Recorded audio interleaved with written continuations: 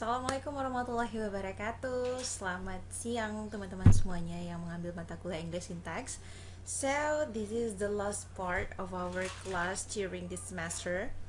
Before we close the discussion related to the English Syntax, kali ini, video ini kita akan lebih banyak membahas soal mengenai identifikasi atau cara mengidentifikasi syntactic categories, atau lebih tepatnya bagaimana sih caranya kita menganalisis kelas-kelas kata, menggambarkan diagram pohon, dan menganalisis fungsi dari setiap konstituen yang membentuk sebuah sentence.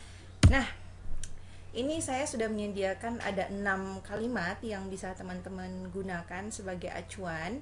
Nanti dari 6 kalimat ini saya akan menggambarkan bagaimana diagram pohonnya secara detail, dan ini bisa menjadi patokan kamu ketika kamu menghadapi final examination of English syntax. Oke, ada beberapa bekal. So before you do or conduct these exercises, kamu harus punya 4 hal. Pertama, buka kembali PPT-nya dari meeting 1 sampai terakhir. Pahami betul, you have to know the word categories. Harus tahu dulu word categories itu apa.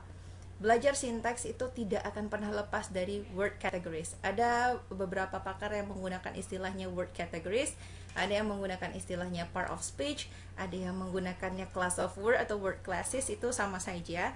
Intinya kita membahas tentang kata ini tuh kategorinya apa. Sebuah sentence, sebuah clause, sebuah phrase itu bisa dibentuk oleh rangkaian kata. Rangkaian kata itu mereka punya kategori. Apakah mereka punya kategori yang sama atau berbeda? Itu yang disebut dengan part of speech atau word categories. Nah, kamu harus tahu itu. Selama 1 semester ini kita sudah bahas ada yang namanya content word, kemudian ada function word. Content word itu bisa kita katakan adalah kata-kata yang dia sifatnya konkret, kata-kata yang bisa diasosiasikan ke dalam kehidupan kita. Maksudnya kita bisa merasakannya, kita bisa melihat kontennya itu seperti apa, kita bisa melihat wujudnya atau merasakannya setidaknya, dan itu terdiri dari 4. Secara sintaktis kita membaginya menjadi 4. Ada noun, yaitu kata-kata benda.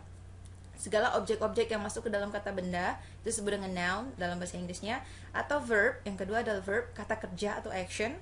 Yang ketiga adalah adjective, yaitu kata sifat. Adjective ini nanti berfungsi untuk menjelaskan noun atau nomina. Kemudian yang terakhir ada adverb, yaitu kata keterangan yang nantinya dia akan berfungsi menjelaskan verb atau kata kerja. Itu namanya content word. Kemudian ada kata-kata yang kita nggak bisa melihat wujudnya, tapi dia ada. So how do we know that? How do we recognize it? Kita tahunya dari fungsi. Makanya kita menyebut dia sebagai function word, yaitu kata-kata yang lebih banyak berperan dari segi fungsi. Di antaranya ada apa? Ada determiner, ada preposition, ada conjunction, dan ada interjection. Dan untuk kali ini atau selama semester ini kita lebih banyak membahas determiner seperti noun determiner, kemudian ada preposition dan conjunction ataupun interjection. Kebetulan selama 1 semester ini kita tidak banyak membahasnya, bahkan mungkin hampir tidak pernah kita bahas ya, khususnya untuk interjection. Mungkin di kesempatan lain atau ketika saya buka sesi khusus untuk membahas conjunction itu seperti apa. Tapi sekilas mengenai conjunction itu ada di pertemuan PPT 15. Teman-teman bisa baca bagaimana sih bentuk conjunction itu. Nah, itu dia, kamu harus paham dulu tentang word categories. Kemudian yang kedua, you have to recognize the indicators of each word categories. Kenapa? Kamu tidak akan bisa mengidentify ini sebagai subjek, predikat, objek, adverbial, atau kamu tidak akan bisa mengidentifikasi ini sebagai noun, sebagai verb, atau adjective kalau kamu tidak tahu indikatornya. Indikator itu maksudnya karakter-karakternya, ciri-cirinya. Nomina itu ciri-cirinya kalau dalam bahasa Inggris seperti apa, nomina kalau dalam bahasa Indonesia seperti apa, verba dalam bahasa Inggris seperti apa, verba dalam bahasa Indonesia seperti apa. Itu wajib tahu. Baru setelah kita tahu itu, kita bisa melakukan syntactic analysis. Nah, berikutnya dalam syntactic analysis kita harus buktikan dia, kita rinci dia. Salah satu caranya dengan drawing tree diagram.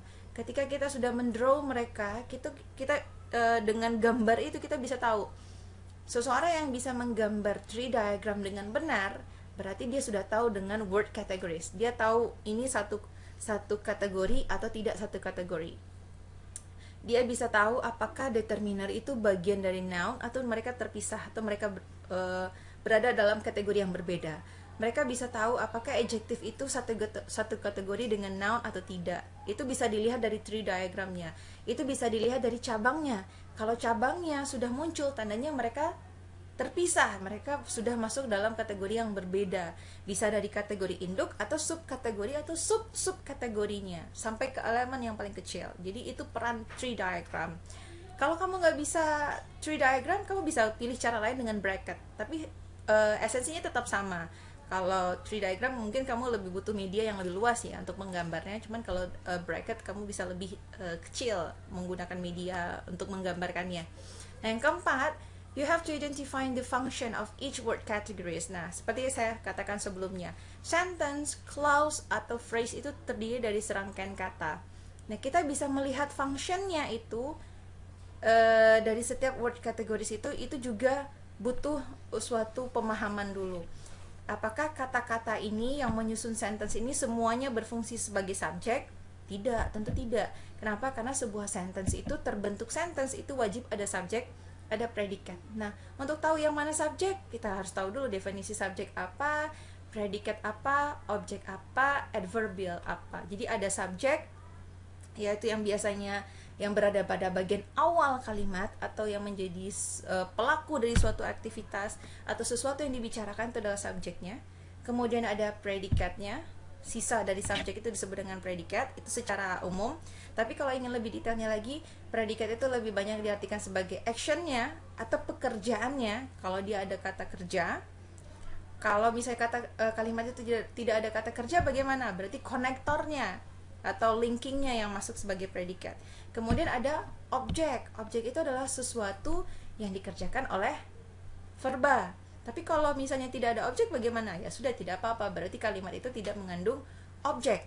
Jadi si subjek tidak melakukan suatu pekerjaan yang membutuhkan objek. Boleh-boleh saja. Kemudian ada lagi adverbial, yaitu keterangan. Keterangan yang menjelaskan bagaimana suatu action terjadi, bagaimana si subjek melakukan suatu perbuatan, itu dijelaskan oleh keterangan. Ada keterangan cara, ada keterangan waktu, ada keterangan tempat, ada banyak sekali keterangan. Itu semuanya kalau dalam bahasa Inggris kita menyebutnya adverbial. Ada manner, ada place, ada time, dan lainnya. Oke? Jadi kamu harus punya bekal ini. Harus tahu tentang word categories, harus tahu indicatorsnya, harus tahu tentang function dari konstituen dalam sebuah sentence, atau yang terakhir harus bisa menggambarkan tree diagram. So ini 4 hal yang harus kamu kuasai ya. Nah, kita masuk nih ke dalam beberapa kalimat yang akan kita bahas hari ini. Pada sesi ini, saya harap dengan kalimat-kalimat yang saya berikan di sini, teman-teman bisa mengikuti polanya, lalu diterapkan pada hal-hal yang lain. Dulu pada pertemuan 1 atau 1 sampai 7, kita membagi verb group atau verb phrase-nya itu secara general saja. Verb phrase dibagi lagi menjadi yang ada objeknya atau yang tidak ada objek, atau yang ada adverbialnya. Tapi karena kita sudah membahas tentang verb group, kita juga sudah bahas tentang verb classes, maka kamu harus mengganti verb yang biasa itu dengan kode verb GP atau VGP. Jadi sudah harus dibuat lebih detail. Oke, jadi ini semua berlaku untuk contoh-contoh atau soal-soal kalimat berikutnya. Di sini ada kalimat Kate's baby is crying. Aduh, ini ribet ya. Oke. Nah, ada Kate's baby is crying. Di sini sentence-nya kita label dengan S, dan S ini adalah node S namanya. Jadi setiap titik dalam diagram pohon itu kita menyebutnya node. Node ini langsung mendominasi atau immediately dominate dua cabang. Setiap node itu umumnya cabangnya 2, kecuali pada kasus-kasus tertentu baru dibuatlah 3, kalau memang node itu mewajibkan ada 3 unsur. Misalnya pada verb ditransitif itu wajib 3 node. Ya, node-nya itu ada 3 cabang. Ada verb complex transitif itu juga wajib 3 cabang. Atau sentence yang di dalamnya ada adverbial sentence, yaitu adverb yang tidak menjelaskan kata kerja saja. Di sini adverbnya menjelaskan whole sentence, seperti likely, unfortunately, yang mana dia tidak harus dekat dengan verb posisinya. Posisinya bisa di awal kalimat, atau di akhir kalimat, atau di tengah-tengah. Nah, itu berarti S-nya diberikan cabang 3. NP, VP, dan adverbial. Itu boleh. Jadi, hanya pada kasus-kasus tertentu yang node itu dibagi 3. Oke, jadi umumnya 2. Oke, back to this one. S-nya kita bagi 2, ada NP, ada VP. NP-nya yang mana? Nah, Kate's baby is crying. Maka yang menjadi subjek itu adalah Kate's baby. Makanya dia NP-nya adalah Kate's baby, representasinya. Sisanya adalah predikat. Is crying kita masukkan dia ke dalam VP. Oke? Ini lihat di bagian bawah. Kate's baby itu subjek, is crying itu predikat. Nah, bagaimana bentuk detailnya? NP-nya dibagi 2, cabangnya dibagi 2 dengan cara kita buang dulu yang paling luar. Yang paling luar ada Kate's baby. Berarti yang dibahas di sini adalah head-nya adalah baby. Baby-nya siapa? Baby-nya Kate. Maka ini adalah modifier. Makanya kita bagi 2, dia determiner dan noun. Noun-nya turun langsung yaitu baby. Sedangkan determinernya ini adalah bentuk determiner apa? Ada apostrophe S. Itu adalah genitive atau possessive phrase. Maka labelnya adalah pose. Makanya dia langsung turun menjadi pose. Pose-nya dibagi 2, N dengan S-nya. N-nya adalah Kate. Di sini Kate itu sebagai noun. Tapi kalau misalnya ada I, you di sana, itu bukan lagi noun, tapi melainkan pronoun. Dan dia bukanlah bagian dari determiner. Kenapa? Karena determiner itu dia harus bergantung dengan nomina. Nih, coba lihat. Sesudah Kate itu ada baby. Baby ini nomina atau noun. Maka ini adalah determiner. Tapi kalau pronoun, setelahnya tidak ada lagi noun. Setelahnya tidak ada nomina. Nanti teman-teman bisa lihat di contoh berikutnya mana yang bentuk pronoun. Oke? Kita pindah ke verb group. VP-nya kita turunkan menjadi verb group. Oke? Nah, verb groupnya di sini tipe apa verbnya? Coba perhatikan kalimatnya lagi. Kate's baby is crying. Tidak butuh objek di sini. Maka dia masuk ke dalam entrance, ya. Verb group itu selalu dibagi 2, yaitu auxiliary dengan verbnya sendiri atau lexical verbnya. Di sini verbnya itu sendiri adalah crying. Ini adalah bagian intransitive. Sedangkan auxiliary-nya coba coba diperhatikan di sini. Auxiliary itu bisa mengindikasikan modal, tense, aspek dengan passive. Di sini kalimatnya aktif, maka kita tidak perlu munculkan aktif, ya. Kemudian di sini tidak ada modal, tidak ada could, can, may, might, tidak ada. Berarti modal hilang. Kalau modal sudah hilang, berarti ada tense. Itu tense pasti. Tense pasti akan selalu ada di dalam auxiliary selama tidak ada modal, ya. Catatannya itu ya. Kalau sudah ada modal, tense tidak boleh muncul. Tapi selagi tidak ada modal, maka tense pasti akan muncul. Maka tense-nya di sini apa? Kita lihat dalam verbanya. Is crying, ada is di sini, bukan was, berarti tense-nya adalah present. Sedangkan ada crying, is crying. Kalau sudah ada is, ada ing, berarti keterangan waktunya adalah progresif. Maka progresifnya adalah is, ya. Yang diberikan tanda progresif itu adalah is-nya. Sedangkan kalau tense ini tidak ada wujudnya di dalam kalimat. Tense itu tersirat, ya. Kehadiran tense itu kita tahu dia present atau past itu tersirat, tidak tersurat. Beda dengan aspek, progresif atau perfect. Perfect itu ditandai dengan has verb 3. Kalau progresif am, is, are verb 3 atau was were verb 3.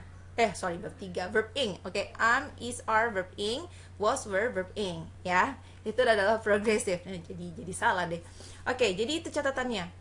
Auxiliary itu ada indikatornya tense, modal, progresif atau pasif. Tapi kalau aktif itu tidak masuk di sini, hanya pasif saja. Jadi di sini untuk kalimat ini Kate's baby is crying, maka auxiliary-nya terdiri dari tense yaitu present dan progresifnya adalah is. Oke? Sepertinya untuk kalimat yang ini nggak ada masalah ya. Mudah-mudahan kamu bisa paham di sini. Nanti kalau kamu ada pertanyaan terkait ini, kamu boleh berikan komen atau berikan pertanyaan ke saya ya, bisa di WhatsApp atau di web UNAS juga boleh. Nah, ini kalimat yang berikutnya. This hateful child has given my best coat to Sally. Kalimat ini cukup panjang, tapi jangan takut. Coba perhatikan lagi. This hateful child has given my best coat to Sally. Kalimat ini terdiri dari apa saja? Ada pelakunya atau ada subjek, kemudian ada actionnya yang merupakan dia predikat. Kemudian setelah itu perhatikan predikatnya atau verbnya adalah given. Given itu memberi. Memberi itu cenderung adalah kata kerja yang biasanya diikuti oleh dua objek. Coba perhatikan di sini. Ada my best coat to Sally. Di sini apa yang diberikan? My best coat. Itu berarti adalah direct object. Sedangkan siapa yang menerima, kepada siapa diberikan?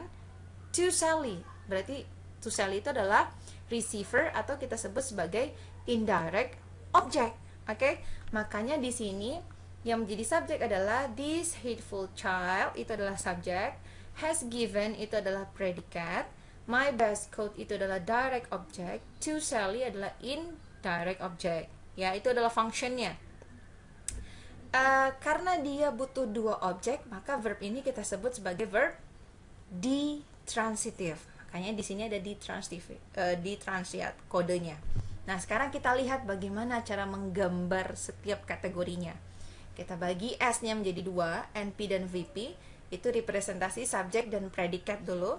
Nanti predikatnya baru kita bagi lagi menjadi verb object atau verb adverbial, ya. Jadi selalu seperti itu polanya. Subjeknya dulu, this hateful child atau NP. Yang menjadi hat-nya tuh siapa?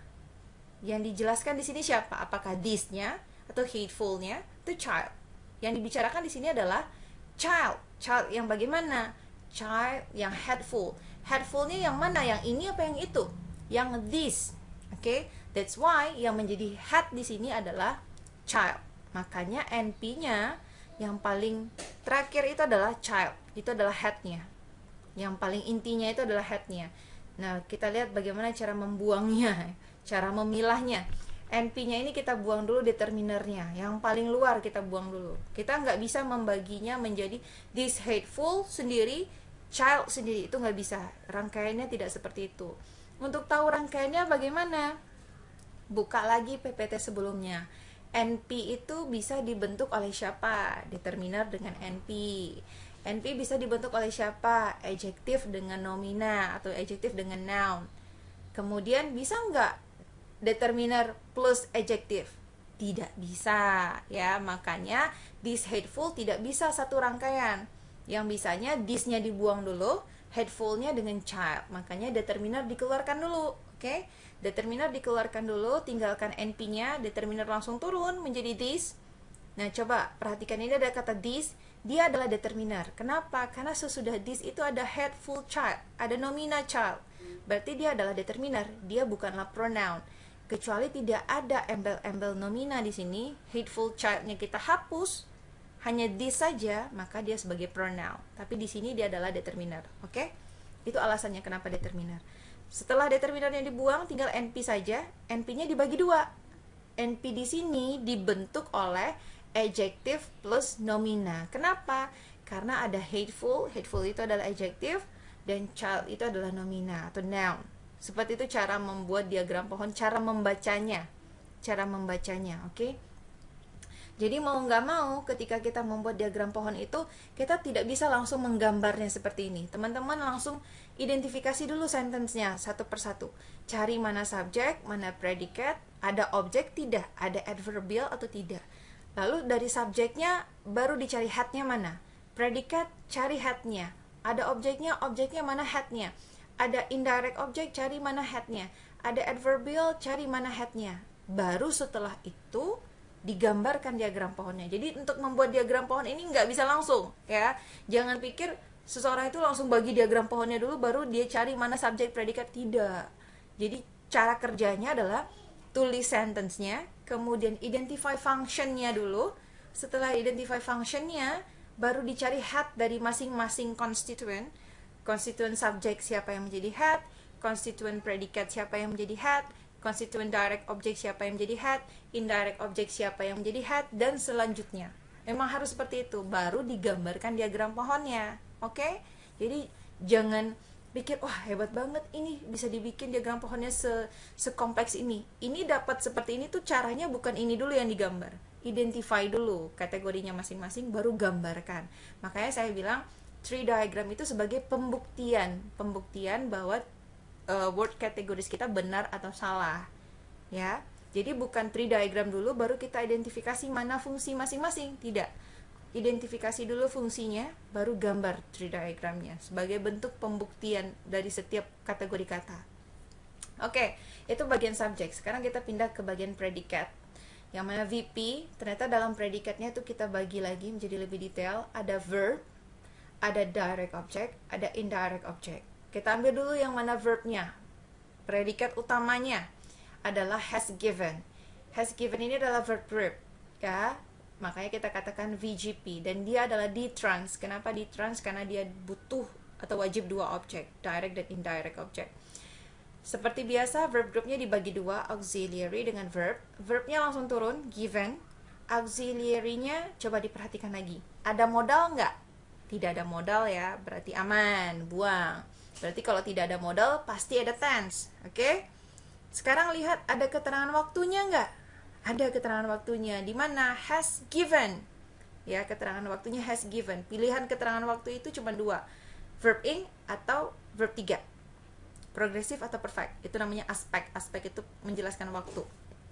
Maka karena di sini ada has given, maka dia adalah perfect, oke? Dan karena dia has, bukan had, ya, bukan was, maka dia adalah present, maka tense-nya adalah present. Oke? Paham? Sekarang kita lihat lagi direct object dan indirect objectnya. Direct objectnya adalah my best coat. Yang dibahas di sini adalah coat-nya. Coat yang seperti apa? Coat yang terbaik. Punya siapa? Punya my, bukan punya you. Oke? Makanya di sini yang menjadi head-nya adalah coat, ya. Cara membaginya tuh seperti apa? Kita buang dulu my-nya. Kenapa? Karena tidak bisa dikombinasikan my best, itu nggak bisa. Determiner dengan adjektif tuh nggak bisa. Yang bisa adalah determiner dengan NP. Makanya determinernya dibuang duluan, my-nya dibuang dulu. Tinggal sisanya NP. NP-nya nanti dibagi lagi dua, adjektif dengan nomina. Karena NP itu juga bisa dibentuk oleh adjektif plus an, ya, atau plus noun. Itu direct object. Sedangkan kalau indirect objectnya adalah PP. Kenapa PP? Karena yang menjadi head-nya di sini adalah to. Ke saya atau anak ini telah memberikan quote terbaiknya ke siapa? Nah, ke siapanya bisa macam-macam. Bisa ke Sally, bisa ke Kevin, bisa ke John. Tapi di sini dia pilih adalah Sally. Jadi yang menjadi head di sini adalah to. Makanya dia menjadi prepositional phrase. Karena yang menjadi head-nya adalah preposition. To Sally. Maka PP di sini merupakan suatu frasa yang mana head-nya adalah preposition yang dibentuk oleh preposition plus NP. NP-nya langsung turun menjadi noun. Noun-nya adalah Sally dan P-nya langsung turun menjadi to. Oke? Itu untuk kalimat kedua. I found him a reliable typewriter. Nah, ini kalimatnya menggunakan kata kerja found. Oke. Sekarang kita lihat lagi. I found him. Siapa yang menjadi subjek di sini? Tentu adalah I, karena kan yang dia di awal kalimat ya. I ini ngapain? Predikatnya ngapain? Found. Ya. Kalau kita jadikan dia persepsi pertama, I itu adalah subjek, sisanya adalah predikat. Oke? Tapi setelah itu predikatnya kita bagi lagi. Yang mana menjadi verb?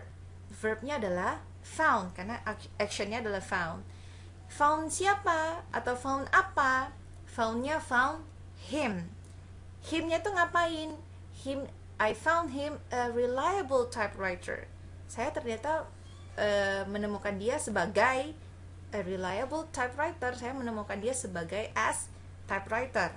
Maka di sini kalau kita mengartikannya seperti itu, found di sini adalah saya menemukan dia as a reliable typewriter, berarti di sini adalah kata kerja kompleks transitif. Kenapa? Karena kalau kompleks transitif, verbnya harus ditemani oleh dua objek, tapi yang satu direct object, yang satu lagi adalah object complement. Object complement itu adalah keterangan yang menerangkan si objek, back to the object, ya. Jadi ada subject complement, ada object complement. Kalau subject complement menerangkan si subjek, tapi kalau di sini dia menerangkan si objek. Di sini yang typewriter siapa? A reliable typewriter itu adalah him.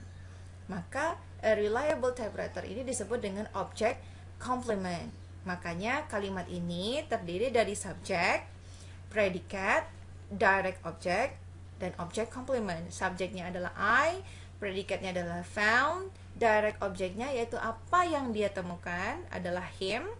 Kemudian him-nya itu bagaimana? Dia adalah as a reliable typewriter. Makanya dia object complement. Nah, untuk kalimat ini bisa kita artikan dua. Bisa dijadikan artinya seperti yang sudah kita bahas sekarang, tapi bisa juga kita artikan yang lain. Tapi nanti deh pada sesi yang lain kalau kamu mau tahu found ini bisa dimaknai dengan apa lagi. Mungkin sebagai bocorannya aja, kita bisa menjadikan dia sebagai detransitive kalau kita mengartikannya seperti ini. I found him a reliable typewriter, yaitu maksudnya I found a reliable typewriter for him. Saya mencarikan dia, saya menemukan dia seorang a reliable typewriter. Tapi mungkin untuk bagaimana pembahasan lebih detailnya, mungkin kita buka sesi yang lain ya, biar kamu nggak bingung. Jadi di sini saya mau ngasih tahu bahwa kalimat ini kebetulan dia memiliki dua makna. Tapi dalam hal ini saya memilih makna yang pertama, yaitu yang I found him as a reliable typewriter, yaitu saya menemukan dia atau saya melihat dia sebagai seorang reliable typewriter. Itu maksudnya di sini. Makanya saya kategorikan dia sebagai complex transitive. Tidak masalah ya kalau memang kalimat itu memang ada dua makna atau kalimat itu ambigu, nggak masalah. Yang penting ketika kamu menentukan dia sebagai complex transitive, maka padanannya adalah direct object dengan object complement. Ya, itu catatan pentingnya. Kalau kamu mengartikan dia sebagai detransitive, maka dia harus sebagai direct object dan indirect object. Itu catatannya. Oke, back to this sentence. Jadi di sini karena kita sudah mengetahui siapa yang menjadi subjek, predikat, direct object, dan object complementnya, baru kita gambar tree diagramnya. Subjeknya I, maka NP-nya langsung turun menjadi pronoun. Nah, di sini ada I. I di sini tidak kita katakan sebagai determiner, tapi kita katakan dia sebagai pronoun. Kenapa? Karena sesudah I itu tidak ada lagi nomina, langsung found. Found itu adalah kata kerja. Berarti ketika sesuatu yang mirip dengan determiner, dia bisa berdiri sendiri, tidak ditemani oleh noun, maka dia adalah pronoun, ya. Sekarang kita lihat verbnya. Verb phrase-nya itu dibagi 3. Ada verb group complex, kemudian NP dan NP. Kenapa ada 3? Karena ini adalah tipe verb group complex transitive. Complex transitive wajib ada 2 teman, yaitu direct object dan object complement. Kita lihat satu-satu. Kamu memulai dari mana dulu? Dari yang paling gampang. Misalnya ambil yang NP yang pertama. NP yang pertama langsung turun, yaitu him, ya, him-nya. NP yang kedua yang object complement. Ada a reliable typewriter. Seorang penulis yang seorang juru ketik yang reliable. Nah, yang kita bahas itu adalah typewriter-nya, juru ketiknya atau typist-nya, ya. Bukan E-nya, bukan reliable-nya. Maka yang menjadi head-nya di sini adalah typewriter. Modifier-nya atau keterangannya atau penjelasnya berada di sebelumnya, yaitu si E dan reliable. Maka yang bisa kita buang pertama kali itu adalah E-nya dulu, ya. Artikelnya yang bisa kita buang dulu. Alasannya apa? Sama kayak yang sebelumnya. E dengan reliable itu tidak bisa digabung. E reliable, nggak ada. Yang ada itu a reliable typewriter atau reliable typewriter saja. Ya, makanya E-nya dibuang. E-nya dibuang, kita sisihkan determiner dia, sisanya NP, determinernya langsung turun, E yaitu artikel. Kemudian NP-nya dibagi 2 yang terdiri dari adjective dengan noun atau nomina. Langsung turun. Kemudian verb groupnya juga dibagi 2 sama auxiliary dan verb complex. Kompleksnya langsung turun yaitu found. Coba perhatikan di sini. Kalimat ini tidak ada modal, ya. Otomatis kalau tidak ada modal langsung maju tense. Kemudian tidak ada keterangan waktu, tidak ada verb ing, tidak ada verb 3, ya kan? Tidak ada has verb 3. Maka tidak ada keterangan waktu, tidak ada aspek. Berarti hanya tense saja. Nah, kita lihat tense-nya tersirat di sini. Dilihat tersirat dari si found. Found ini adalah verb 2. Kalau verb 2 berarti tense-nya adalah past, ya. Oke, itu dia. Semoga kamu paham ya. Nah, ini kalimat berikutnya. My younger sister might become a taxi driver. My younger sister Mike become a taxi driver. Coba perhatikan, kalimat ini ada modal loh, ya kan? Ada modalnya, itu adalah Mike. Berarti catatan yang tadi nih, kalau udah ada modal, berarti tense-nya pasti hilang. Oke? Sekarang kita lihat di sini. My younger sister might become a taxi driver. Subjeknya siapa? Berarti yang paling awal dibicarakan, yaitu adalah my younger sister. Ya. Bisa nggak my younger saja? Ya nggak bisa dong jadi subjek, terus sisternya jadi apa, ya kan? Berarti dia satu kesatuan, my youngest sister. My youngest sister itu adalah subjeknya. Predikatnya semuanya. Kemudian dari semuanya kita pilih lagi mana yang menjadi verbnya atau predikat inti, yaitu might become. Ya, mungkin menjadi, might become. Menjadi apa? Menjadi a taxi driver. A taxi driver ini apakah objek? No, ya. Kalau di sini coba perhatikan, verbnya adalah become, ya, become. Become itu jenis kata kerja apa? Jenis kata kerja linking verb. Seems, appear, sounds, taste. Become itu adalah linking verb. Yang mana linking verb itu dia tidak punya objek. Dia punya apa? Dia punya keterangan setelahnya yang wajib menjelaskan subjek yang kita sebut dengan subject complement.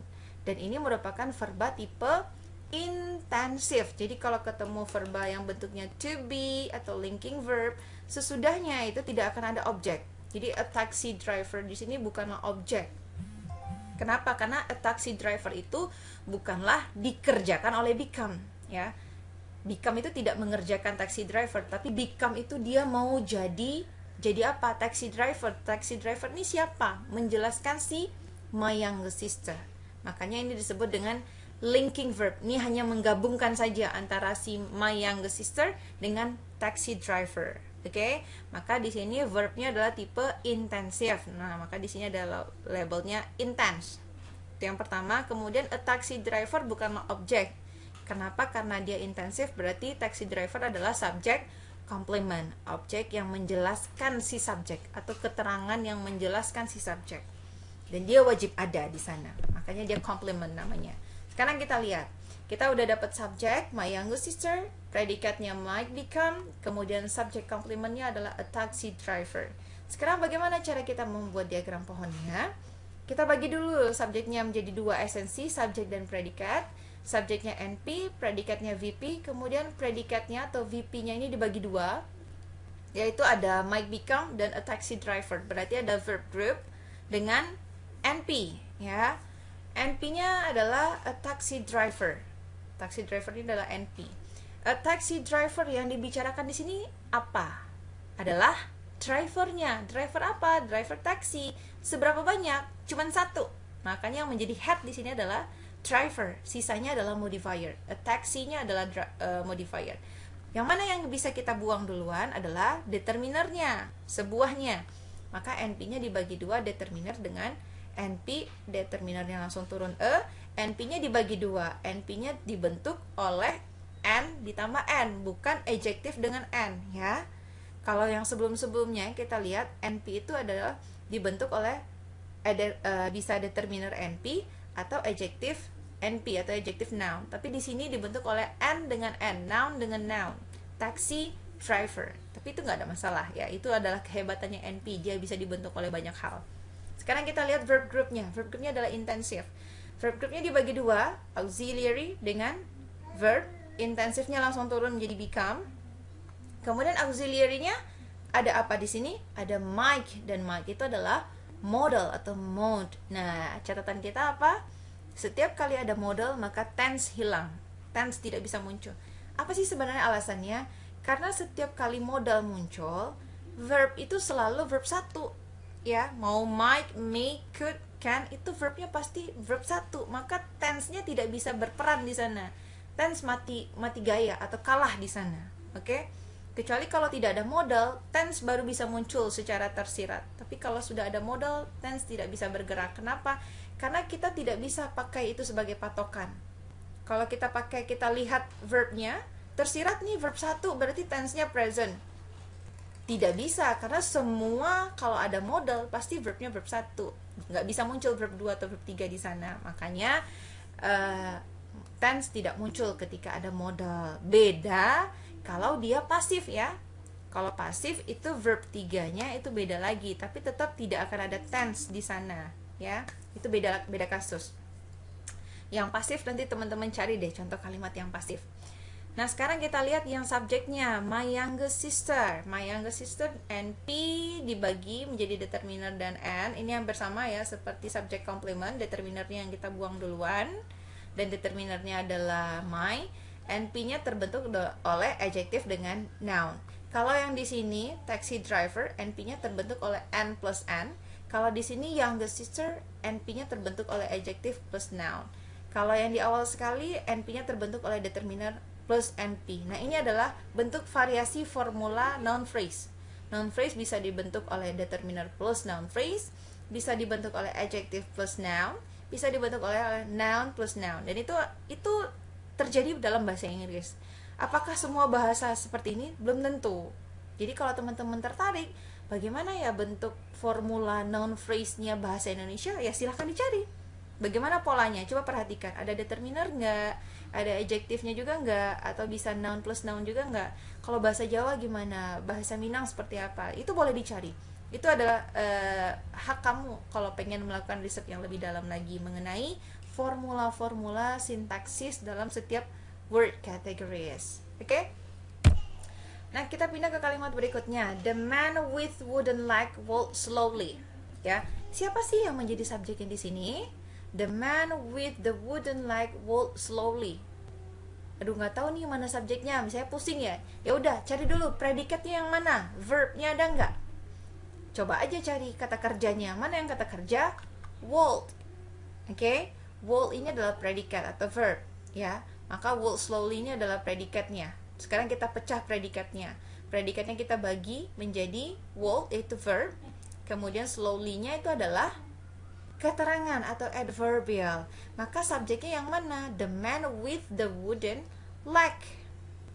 The man with the wooden leg. Panjang nih subjeknya. Itu adalah subjek. Predikatnya adalah walk. Adverbialnya atau keterangannya adalah slowly. Oke? Tapi tetap kita bagi sentence-nya menjadi dua dulu. NP dan VP. Karena itu syarat paling utama. Nanti VP-nya dibagi dua. Verb dengan adverbial. Nah, adverbialnya di sini dalam bentuk apa? Adverb phrase, ya. Adverbial itu adalah keterangan. Keterangannya dalam bentuk apa? Dalam bentuk adverb. Taunya dari mana? Slowly. Slowly itu ada ly, maka dia adverb. Ini beda ya. Adverb itu adalah kelas kata. Kelas kata yang fungsinya menerangkan kata kerja. Tapi kalau adverbial itu adalah fungsi kelas kata dalam kalimat. Atau dalam bahasa Indonesia kita menyebutnya keterangan. Ini adverbial. Ya, labelnya beda. Adverb phrase. Boleh dikatakan adverb phrase atau boleh juga langsung adverb karena dia hanya terdiri dari satu kata saja, maka dia langsung turun slowly dan dia berfungsi sebagai adverbial. Kemudian verbnya, verb group seperti biasa, dan dia in trance atau tidak memiliki objek karena walk itu tidak ada objeknya. Ya kan, menjalankan apa kan tidak ada, dia hanya berjalan dengan sangat pelan atau dengan pelan. Di sini verb group in trance dibagi dua, auxiliary dengan verb. Verbnya langsung turun in trance yaitu walk. Auxiliary-nya tidak ada modal di sana, tidak ada keterangan waktu, berarti hanya ada unsur tense saja. Kita lihat tersirat dalam verbnya ada walk, itu ada ed, maka tense-nya adalah past tense, ya. Nah, selesai nih predikat dan adverbial. Tersisa yang subjeknya. Subjeknya panjang. The man with the wooden leg. Siapa sih sebenarnya yang dibahas? Yaitu man-nya, yaitu si prianya. Lelaki atau pria dengan kaki kayu. Berarti yang dibahas apanya? Bukan kakinya, tapi lelakinya atau man-nya. Maka kita bagi dia dulu. Bagaimana cara kita mendapatkan inti ini? NP-nya kita bagi dua, yaitu terdiri dari the man dulu. The man sendiri. The man-nya yang seperti apa sih the man-nya? Apakah dengan with long skirt, with red hair, atau with the wooden leg. Di sini dengan with the wooden leg. Dan karena ada with di sana, with the wooden leg. Wooden leg itu adalah noun phrase. Tapi ada with.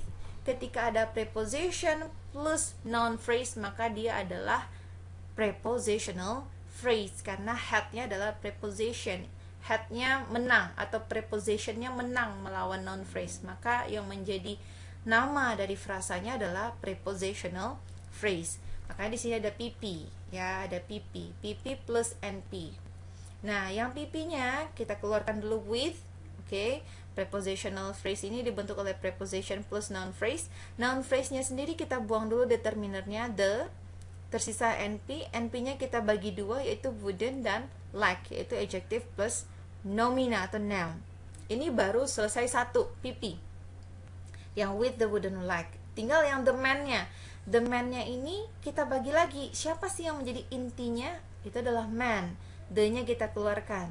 Maka di sini yang menjadi head adalah man, sedangkan modifier-nya ada with the wooden leg, dan modifier-nya juga ada lagi the. Nah, ini kita kaitkan dengan pertemuan kita minggu lalu tentang pre dan post modification. Pre dan post modification itu adalah modifikasi pembentukan, ya. Proses pembentukan atau proses modifikasi. Ada modifikasi yang terjadi di awal, ada modifikasi yang terjadi di akhir. Dan pre dan post modification ini bisa terjadi pada jenis frasa apa saja, ya. Bisa pada verb phrase, pada noun phrase, bisa adverb phrase, bisa adjective phrase, itu bisa aja. Tapi dalam modul kita atau pada satu semester ini kita hanya fokus pada pre dan post modification noun phrase saja. Di sini noun phrase itu bisa dibentuk secara pre-modification, di mana modifiernya muncul sebelum had. Yang mana tuh contohnya? Ini yang ini tadi. The man. Oke, the man itu yang dibahas siapa? Man-nya. Man yang mana? Yang the, yang sudah dibicarakan sebelumnya. Ini modifiernya muncul di sebelah atau di sebelum had. Maka ini disebut dengan pre-modification. Oke? Tapi di sini juga bisa the man ini with the wooden leg. Yang the man yang mana? The man yang with the wooden leg. Ini adalah modifier yang muncul sesudah had. Ini disebut dengan post modification. Nih, coba teman-teman lihat yang sebelumnya. Taxi driver. Yang dibahas di sini siapa? Drivernya. A taxi driver. Yang dibahas adalah drivernya. A taxi itu adalah modifiernya. Jadi kita tahu driver yang dimaksud tuh driver yang mana? Driver taksi. Yang mana? Yang seorang aja. Maka a taxi ini adalah modifier yang muncul sebelum had. Maka ini disebut dengan noun phrase pre-modification. Sama juga, my youngest sister. Ini adalah noun phrase. Yang dibicarakan di sini adalah sister, karena had-nya adalah sister. Sister yang mana? Younger. Younger yang mana? Younger yang my. Maka modifiernya muncul sebelum had. Berarti ini adalah noun phrase pre-modification. Yang post-modification kebetulan baru satu tadi ya, yang with the wooden leg. Itu adalah post-modification. Apakah cuman ini aja? Nih, ada lagi nih, yang lebih panjang. Sebagai closing juga kebetulan ini. The face that launched 1,000 ships was very beautiful. Kita bahas dulu. Kalimat panjang ini siapa yang menjadi subjek, predikat, dan objek atau adverbialnya? Coba diperhatikan. Wah, ini sama kayak yang sebelumnya. Panjang nih. The face that launched 1,000 ships was very beautiful. Kalau kamu sulit untuk mencari subjek, padahal subjek itu sebenarnya cuma yang di awal itu pasti subjek. Tapi kalau subjeknya panjang, kamu nggak tahu yang mana. Misalnya ya, kita lihat nih. The face, berarti ini adalah subjeknya. The face that launch. Launch ini adalah verb, ya. Misal seperti ini. Kalau seperti ini kamu menjawabnya, bisa saja.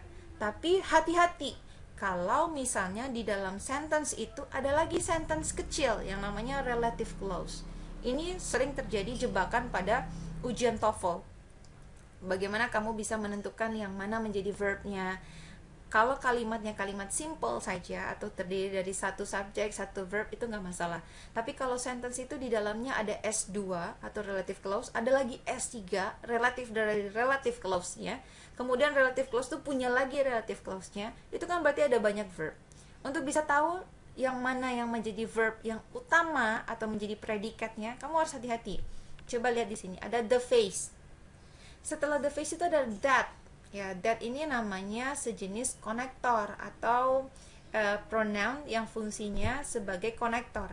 Bisa bentuknya that, bisa which, bisa who, bisa whom.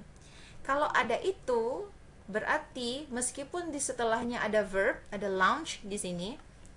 Nih, launch, tapi itu bukanlah predikat untuk kalimat keseluruhan. Ya, itu bukanlah predikat untuk kalimat keseluruhan. Kenapa? Karena kalau sudah ada that atau which atau whose, whom, who, where, when dan lain-lainnya, kemudian ada verb, berarti itu adalah anak kalimat atau relative clause. Kalau relative clause berarti dia fungsinya menerangkan noun di sebelumnya. Ya, berarti di sini kalau ketemu that launch 1,000 ship atau which is launching atau which is telling me atau who is sitting beside me, who wears long skirt, itu semuanya adalah relative clause. Relative clause itu fungsinya sebagai modifier saja atau penjelas. Berarti yang menjadi predikat di sini siapa? Nah, sebelumnya kita lihat dulu. Penjelas itu atau relative clause itu berfungsi menjelaskan noun di sebelumnya. Berarti that launch 1,000 ships itu menjelaskan the face. Fungsinya di sini dia menjelaskan the face. Oleh karena itu yang menjadi subjek di sini adalah the face that launch 1,000 ships. Panjang sekali subjeknya. Oke, yang menjadi predikat atau verbnya yang mana? Was. Inilah yang menjadi predikatnya atau verbnya. Ya, bukan launch. Walaupun launch ini juga verb, tapi di sini dia adalah verb dari relative clause, bukan verb untuk keseluruhan sentence. Kalau yang untuk keseluruhan sentence verbnya adalah was. Ya. Nah, ini butuh latihan yang cukup sering sih. Mungkin saya berikan ciri-cirinya adalah kalau kamu ketemu verb tapi sebelumnya ada which, ada who, ada that dan sejenis-jenisnya, berarti dia bukanlah kata kerja yang sesungguhnya. Dia bukanlah predikat yang sesungguhnya. Kamu perhatikan dulu sampai mana dia berhenti. Oh, dia berhenti sampai ships. Setelah ships baru ada kata kerja lagi. Berarti ada kemungkinan yang kata kerja kedua inilah yang kata kerja sesungguhnya. Berarti yang panjang ini hanyalah sebagai relative clause. Oke, nah berarti untuk kalimat ini the face that launched 1,000 ships was very beautiful, yang menjadi subjeknya adalah the face that launched 1,000 ships. Ini adalah subjek. Subjek ini mengandung relative clause. Relative clause-nya yang mana? That launched 1,000 ships. Itu adalah relative clause. Ini adalah relative clause yang berfungsi menjelaskan nomina the face. Noun phrase the face. Ini dijelaskan oleh that launched 1,000 ships. Itu subjek. Yang menjadi predikatnya yang mana? Was. Ya, to be. Di sini kebetulan menjadi predikatnya adalah to be. Berarti to be ini menjadi verb intensif nantinya karena dia adalah to be, ya kan? To be dan linking verb itu adalah predikat yang dibentuk oleh verb intensif. Berarti kalau di sini sudah ada intensif, maka yang sesudahnya pasti bukan objek, pasti bukan adverbial, melainkan subject complement. Kenapa? Karena very beautiful ini pasti menjelaskan the face, ya. Makanya dia sebagai subject complement. Itu udah formulanya. Kalau dia verb intensif pasti diikuti oleh subject complement. Kita sudah lihat functionnya. Ada subject, ada predikat, ada subject complement. Maka sekarang kita lihat diagram pohonnya. Seperti biasa sentence-nya kita bagi dua, NP dan VP. Karena memang itu unsur utama yang harus ada di dalam di dalam sentence, yaitu subjek dan predikat. Kita ambil dulu yang predikat karena cukup gampang ya, cukup simple. Verb phrase-nya terbagi dua, yaitu verb dengan very beautiful. Very beautiful ini berarti yang dibahas adalah beautiful. Beautiful itu adalah adjective, maka di sini disebut dengan adjective phrase. Verb group intensive plus adjective phrase. Kita ambil dulu adjective phrase-nya. Adjective phrase-nya adalah very beautiful. Berarti yang menjadi head yang dibicarakan di sini adalah beautiful, ya. Beautiful-nya dimodify atau dimodifikasi oleh very. Very itu adalah degree, ya. Degree di sini, adverb yang berfungsi sebagai degree. Berarti adjective phrase-nya terbentuk oleh degree plus adjective. Adjective-nya beautiful, degree-nya adalah very. Sekarang tinggal tersisa was. Was ini merupakan verb group intensif. Seperti biasa, verb group intensif ini dibagi dua, auxiliary dengan verb intense. Verb intense-nya langsung turun, yaitu was, karena nggak ada pilihan lagi yang lain. Auxiliary-nya tidak ada modal, tidak ada keterangan waktu, progresif ataupun perfect, berarti tinggal tenses saja sendiri. Dan tensesnya coba dilihat secara tersirat dari kata kerjanya, yaitu was. Was ini adalah bentuk lampau, berarti tense-nya adalah past tense. Oke, berarti udah selesai ya. Predikat dan subjek komplement udah selesai. Sekarang tinggal kita hadapi yang subjek yang panjang ini. Subjeknya yaitu noun phrase. Tetap noun phrase, kenapa? Karena yang dibahas di sini adalah noun phrase-nya ini, dan dia hanya mengisi satu peran, makanya dia phrase di sini, yaitu subjek. Kan perannya hanya sebagai subjek ya, makanya dia phrase. Tapi kalau sudah ada dua peran di dalamnya, subjek dan predikat, berarti dia masuk ke dalam clause, yaitu yang menyebabkan dia menjadi phrase di sini. Dia hanya membawa satu fungsi, yaitu fungsinya subjek di sini. Oke, di sini kita lihat noun phrase ini terbagi menjadi, kita lihat dulu, the face that launched 1,000 ships. Siapa yang dibahas di sini? Siapa yang menjadi head-nya? Head-nya adalah the face, yang menjadi intinya adalah yang bagian depan, the face-nya. Berarti embel-embelnya that launch 1,000 ship itu adalah modifier-nya. Karena ini adalah bentuk relative clause, maka kita berikan label dia S2. Ini bukan master degree ya, ini S2 atau sentence kedua. Maka NP-nya dibentuk oleh NP plus S2. Yang NP pertama itu adalah yang menjadi head-nya atau yang menjadi inti dalam frasa nomina ini.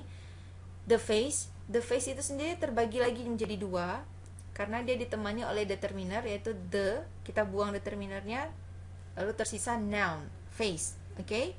Berarti tinggal si modifier yang di depan, yaitu post modification-nya, yaitu S2. S2 sama seperti S yang pertama.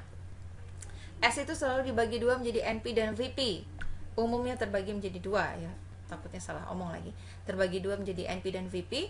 Yang menjadi subjeknya siapa? Subjeknya adalah NP, yaitu that tadi, yang menjadi pronounnya. Bisa that, bisa which, bisa who, bisa whom. Itu adalah fungsinya sebagai subjek di sana, dan dia dalam bentuk pronoun. Kenapa dia pronoun? Karena setelahnya tidak ada nominal lagi. Setelahnya langsung kata kerja kan? Berarti dia sebagai pronoun. That di sini sebagai pronoun, maka sisanya adalah verb phrase. Dan verb phrase-nya dibagi lagi, yaitu verb group dengan, yaitu verb groupnya adalah launch. Launch-nya launch apa? Launch 1,000 ships, yaitu objek ya. Launch 1,000 ship, berarti verb plus NP. 1,000 ship itu adalah NP, yang mana nanti NP-nya itu sebagai objek, tapi objeknya untuk relative clause. Tapi kita nggak perlu labelkan di sini, nanti pusing. Cukup subjek aja labelnya di sini, semuanya adalah subjek. Oke, berarti verb phrase-nya terbagi verb group transitif. Kenapa transitif? Karena dia ada objek. Objeknya yang 1,000 ships ini ya, yang NP. Berarti kita mau kerjakan dulu yang mana? Boleh deh, verb group dulu ya. Verb group yang transitif kita bagi dua, auxiliary dengan verb transitif. Transitifnya itu adalah launch. Kemudian auxiliary-nya adalah tense, karena tidak ada modal, tidak ada aspek progresif ataupun perfect di sini, tidak ada pasif juga. Dan kita lihat secara tersirat dari verbnya, verb yang ada di sini adalah launch dengan ada ed, berarti dia adalah past tense atau past. Tersisa objeknya, objek dari relative clause atau objek dari S2, 1,000 ships. Yang dibahas di sini adalah ships-nya. Ships yang bagaimana? Ship yang 1,000. Maka head-nya di sini adalah ships. Kita buang dulu determinernya. Yang bisa kita buang itu adalah determiner dulu. Tersisa 1,000 ships. 1,000 ship itu adalah noun phrase yang terbentuk oleh 1,000 dengan ships, yaitu noun plus noun. Wah, melelahkan sekali. Tapi nggak apa-apa buat kamu yang suka dengan menggambar, yang suka formula, kayaknya ini adalah hal yang menarik. Yang suka matematika, mungkin ini salah satu pelarian kali ya, yang mau research tentang sintaksis. Tapi jangan salah, kalau kamu researchnya translation, nanti kamu juga butuh ini kok. Kamu researchnya linguistik, apalagi pasti ketemu ini. Tapi kalau kamu risetnya sastra, tentu nggak pakai sintaksis seperti ini, tapi sintaksisnya pada cara berpikir sastra. Tetap ada sintaksis itu, kemana-mana pasti akan ada sintaksisnya, cuman modelnya beda-beda. Oke, kita balik ke sini. Ini adalah kalimat yang cukup kompleks, di mana dalam satu kalimat ini ada lagi anak kalimat, yaitu relative clause yang ada S2-nya. Bisa nggak sih nanti S2-nya mengandung kalimat lagi? Bisa. S2-nya mengandung S3, ya bisa aja. Tapi tetap yang dibahas di sini, walaupun si S2-nya nanti ada S lagi, tetap yang dibahas adalah the phrase-nya, ya kan? Maka tetap level paling atasnya adalah noun phrase. Kenapa? Karena pada kalimat induk, dia tetap berperan sebagai subjek, hanya memiliki satu fungsi, maka dia sebagai noun phrase. Oke? Jadi itulah yang menyebabkan noun phrase itu dalam bahasa Inggris cukup kompleks. Noun phrase itu ada yang pre-modification, ada yang post-modification. Nah, ini salah satu bentuk post-modification juga. Kalau tadi post-modification itu dibentuk, noun phrase-nya dibentuk oleh NP plus PP, sekarang NP plus S2. Nanti bisa nggak sih di dalam S2 ini ada S3? Ya bisa, berarti NP plus S2. Tapi yang di dalamnya walaupun ada S3, ada S4, ya tetap aja yang dilihat adalah NP plus S2.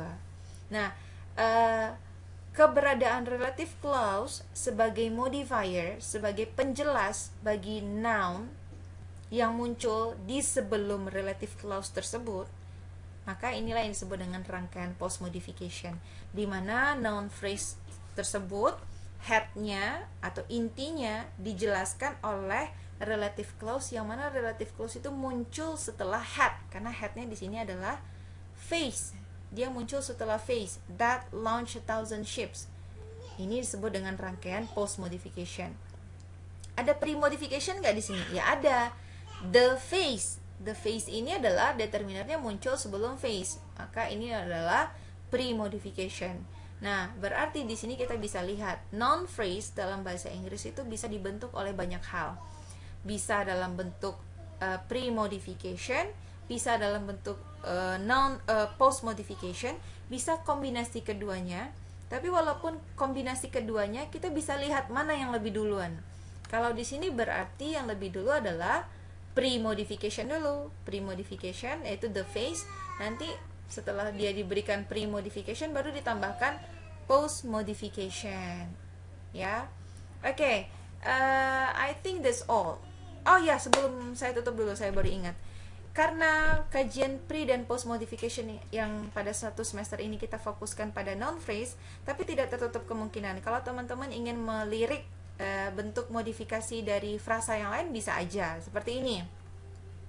Adjective phrase pada phrase very beautiful, yang menjadi head di sini adalah beautiful, maka modifiernya adalah very. Berarti adjective phrase di sini adalah modelnya pre-modification, yang mana modifiernya muncul sebelum head.